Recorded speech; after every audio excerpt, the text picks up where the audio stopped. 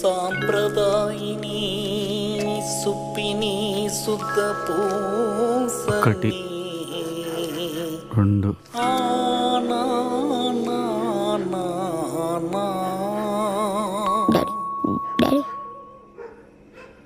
Daddy భయమవుతుంది daddy. Daddy మమ్మ daddy ఏం మాట్లాడతలేడు.